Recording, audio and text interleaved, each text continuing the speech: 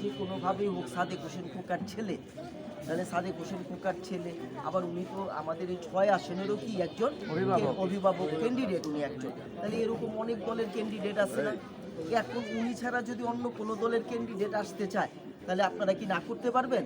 কারণ এটা একটা গণতান্ত্রিক প্রক্রিয়া, সেখানে কেউ কাউরে না করতে পারবে না। আর ইশরাক হোসেন সাহেব বা বাংলাদেশ জাতীয়তাবাদী দল অগণতান্ত্রিক প্রক্রিয়ায় বিশ্বাস করে না, যা আমাদের চেয়ারম্যান সাহেবকে দিয়ে আমরা বুঝতে পারি।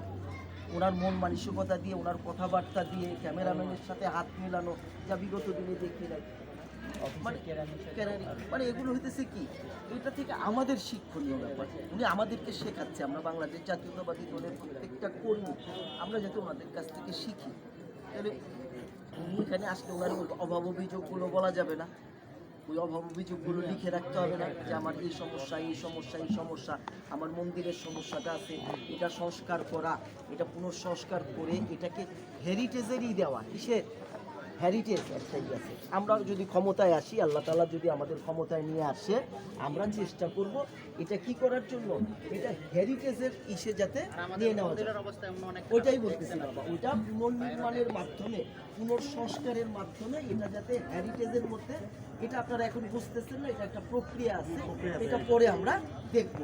এটা আমাদের এরপরে গ্যাসের একটা প্রবলেম আছে আপনাদের, যেটা বিগত সরকার আপনাদের কাছ থেকে টাকা পয়সা নিয়ে কি করছে, আপনাদেরকে ওই রকম ভাবে গ্যাসটা পার্মানেন্ট দেয় না, কিছু দেয় নাই, না কিন্তু পার্মানেন্ট দেয় না ভাই, নিয়েও গেছে, নিয়েও চলে গেছে, টাকা উঠছে নিয়ে কেটে দিছে এবং প্যালান্টিও গেছে। তাহলে এটা আপনাদের একটা সমস্যা, এটার কথা বলবেন।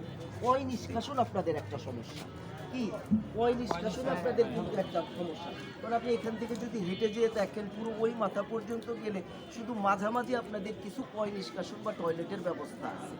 এটার কারণে আপনাদের কি সমস্যা হচ্ছে, আপনারা এই যে যখন হেঁটে যাচ্ছেন তখন এখানে কিছু পয় নিষ্কাশনে, হাতের ডান দিকে কিছু পয় নিষ্কাশনের ব্যবস্থা করছেন, যেটার কারণে কি হয়, নিচে আপনাদের প্রচুর পরিমাণে ময়লা থেকে গেছে। কিন্তু এটা যখন স্ল্যাব করছে তখন এই ময়লাগুলো সরানো হয় না, না সরানোর কারণে এখান থেকে পানি পাস কম হইতেছে, ওভারফ্লো হইতেছে, এবং ওইখানে মশার সময় প্রচুর পরিমাণে মশা।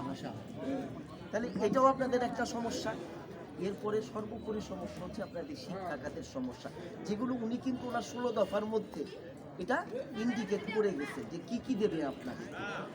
কিছু জিনিস আছে যে সবাইকে যখন এক প্ল্যাটফর্মে দেওয়া হয়, তখন কিন্তু মানুষে মানুষে কোনো ভেদাভেদ থাকে না, যে আমি এক ভাষাভাষীর লোক, আমি এক ধর্মের লোক, এ মুসলমান, এ হিন্দু, আমি এই ইসে রবিদাস ইসে, এই যে ভেদাভেদটা, এই ভেদাভেদটা আমাদের বাংলাদেশ জাতীয়তাবাদী দল কখনো করে না।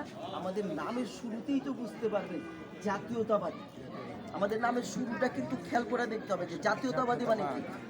জাতীয়তাবাদ মানে জাতীয়তাবাদী থেকে যখন জাতীয়তাবাদ আসে, এই যে ন্যাশনালিজম মানে কি, অর্থাৎ আমার এই নেশনের ভিতর যা আছে, they all are include to this factor. তাহলে আমরা এইভাবে ঢুকে গেছি। আপনাদের আরও অভাব অভিযোগগুলো আছে, এগুলো আপনারা লিখিত আকারে ওনাদের বলবেন, তাতে কী হইব, ওনার মাথার ভিতর থাকবে। আমরা নির্বাচনের পরে আমরা ওয়ার্ড কমিটি যখন ওনাদেরকে কী করবো, ওনাকে যা বলবো যে আপনি এই কথা, এই অভাব অভিযোগগুলো তারা দায় করছিল, আপনার সামনে পেশ করছিল, আপনি এটার ব্যাপারে একটা ব্যবস্থা নেন। তখন আমরা চেষ্টা করব, আমার মনে হয় চেষ্টা করবো, আমরা পারবো করবো, কী বলেন, আমরা পারবো। আমরা